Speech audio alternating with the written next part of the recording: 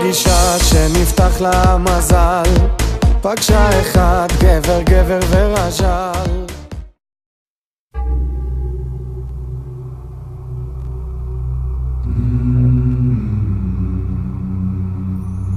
Em 485 a.C., quando conquistada pelos babilônios, Israel era uma terra árida, onde os poucos camponeses que a habitavam davam duro para sobreviver. Esta era a terra que Deus havia prometido para Abraão, Isaque e Jacó, e aos seus descendentes para sempre. Toda a terra que você está vendo, darei a você, Abraão, e a sua descendência para sempre. A terra não poderá ser vendida definitivamente, porque ela é minha. O povo que orgulhosamente habitava a terra prometida foi dizimado, espalhado e levado à Babilônia, onde passou 70 anos, conforme predito por Jeremias. Toda esta terra se tornará uma ruína desolada, e vocês estarão sujeitos ao rei da Babilônia durante 70 anos. Muitos judeus haviam voltado a Jerusalém para reerguer o templo, mas o resto da cidade estava em ruínas, suas paredes derrubadas e portões queimados. Em meio à desolação, Deus inspirou o profeta Zacarias a proferir uma das profecias mais notáveis já registradas. Ela predizia o período bíblico conhecido como os últimos dias. Farei de Jerusalém uma taça que embriague todos os povos ao seu redor. Farei de Jerusalém uma pedra pesada para todas as nações. O cumprimento dessa profecia após o admirável renascimento de Israel em 1948 é constatado pelo mundo todo. Exatamente como previsto na Bíblia, ao invés de Nova York, Berlim ou Moscou, a pequenina Jerusalém é o fardo maior dos países do mundo. O peso que ela tem é tal que o Conselho de Segurança das Nações Unidas dedicou quase 1/3 das suas deliberações a Israel, que representa apenas 1/1000 da população mundial.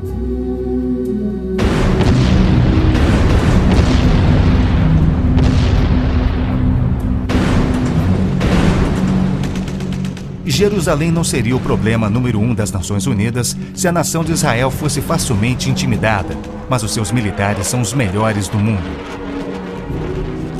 Naquele dia farei que os líderes de Judá sejam semelhantes a um braseiro.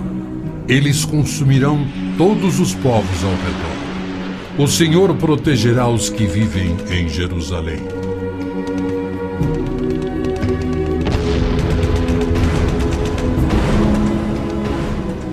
E exatamente como previsto, Israel tem devorado quem o ataca, vencendo todas as guerras, apesar de enormes desvantagens.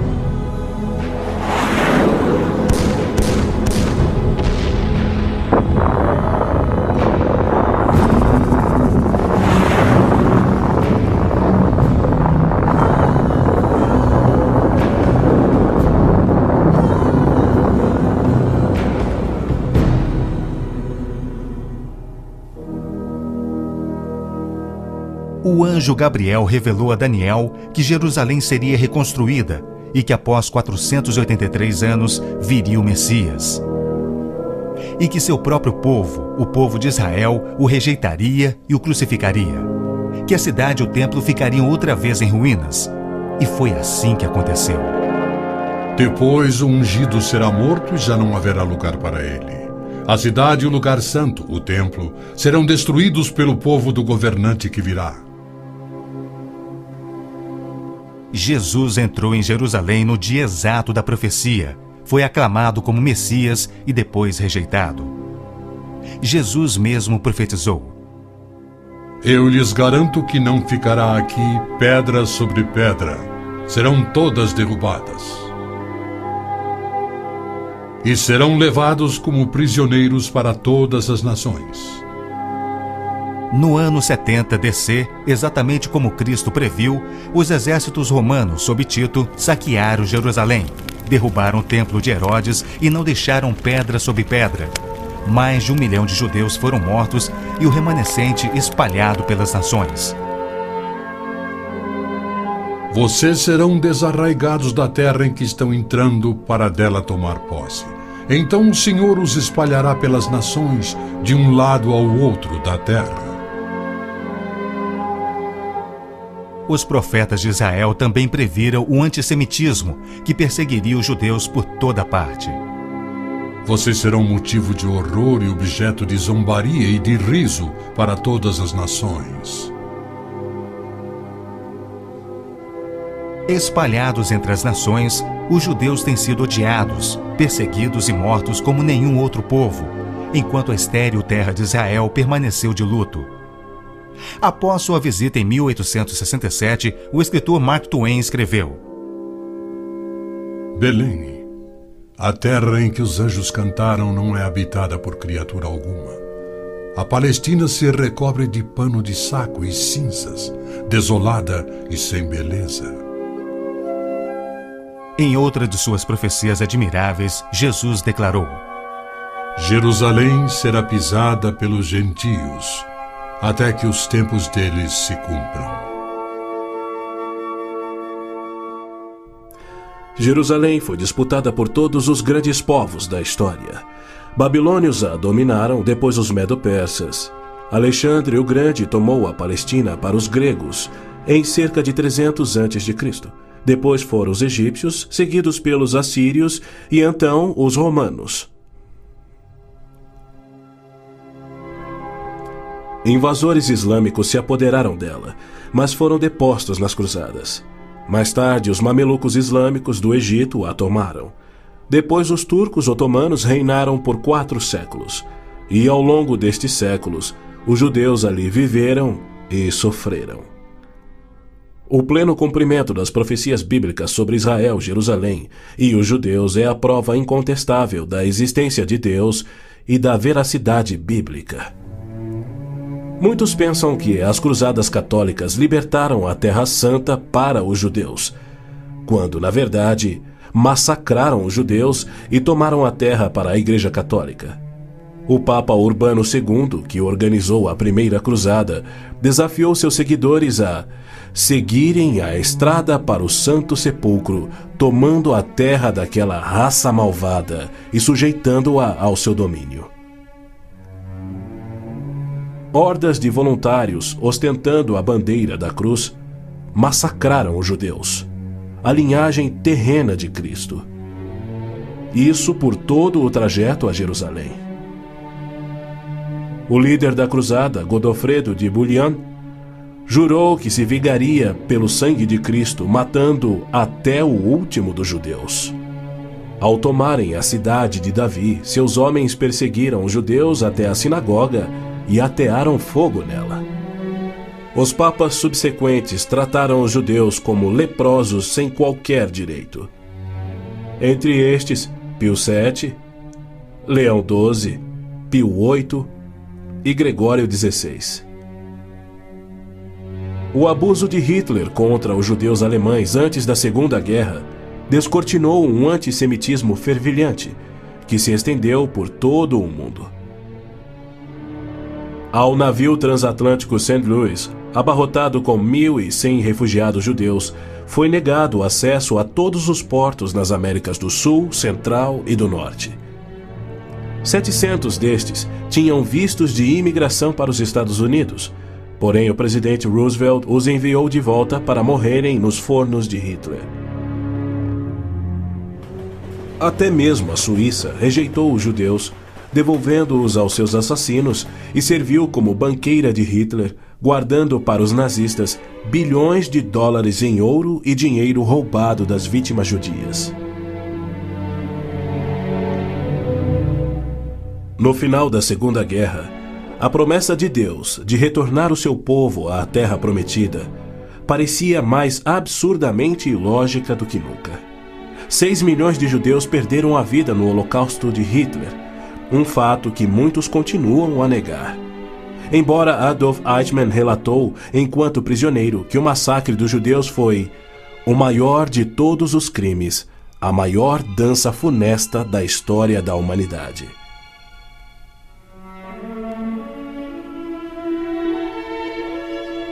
E o mais incrível é que após a guerra, centenas dos esqueléticos sobreviventes libertados dos campos de extermínio foram mortos em toda a Europa.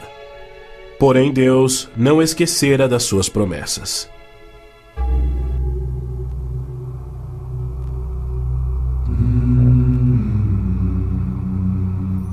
ועכשיו, כשהלב בוכה,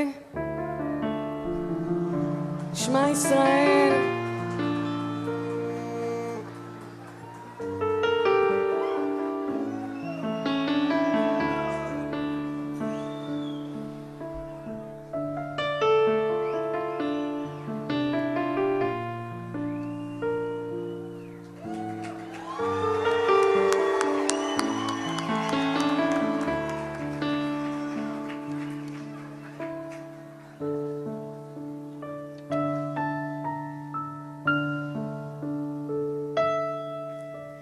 כשהלב בוכה, רק אלוקים שומע, הכאב עולה מתוך הנשמה, אדם נופל לפני שהוא שוקע, בתפילה קטנה חותכת הדממה,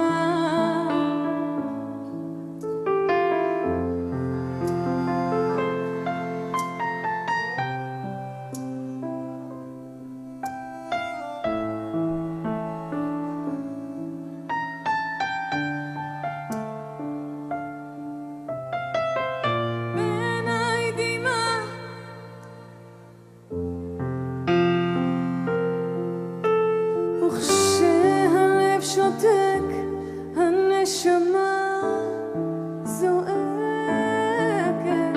שמע ישראל אלוקה, עכשיו אני לבד, חזק אותי אלוקיי, עשה שלא אבחר, הכאב גדול, אין לאן לברוח,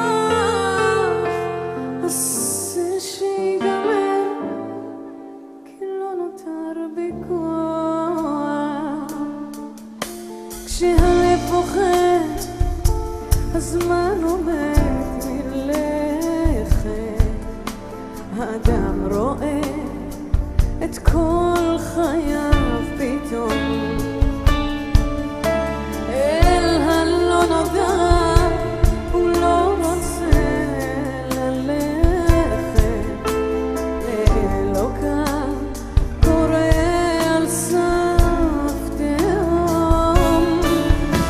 שמע ישראל אלוקיי, אתה כל יכול, נתת לי את חיי, נתת לי הכל, בעיניי דמעה, הלב בוכה בשקט, וכשהלב שותק, הנשמה זועקת. שמע ישראל אלוקיי, עכשיו אני לבד, חזק אותי אלוקיי, עשה שלא אבחר, הכאב גדול ואין לאן לברוח, עשה שיגמר, לא נותר בי כוח.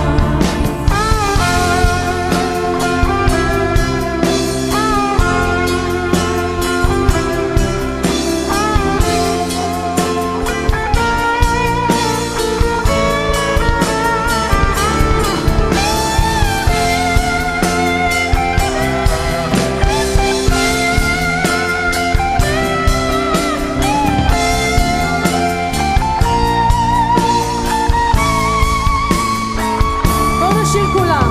שמע ישראל, אתה כל יכול, נתת לי את חיי, נתת לי הכל,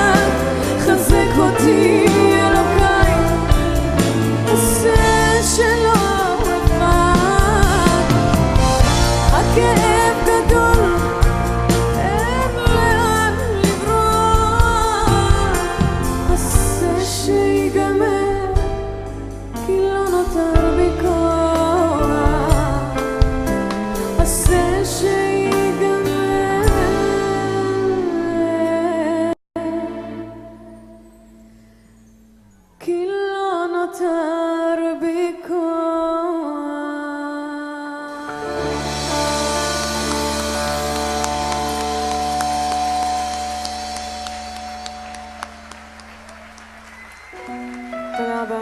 תודה.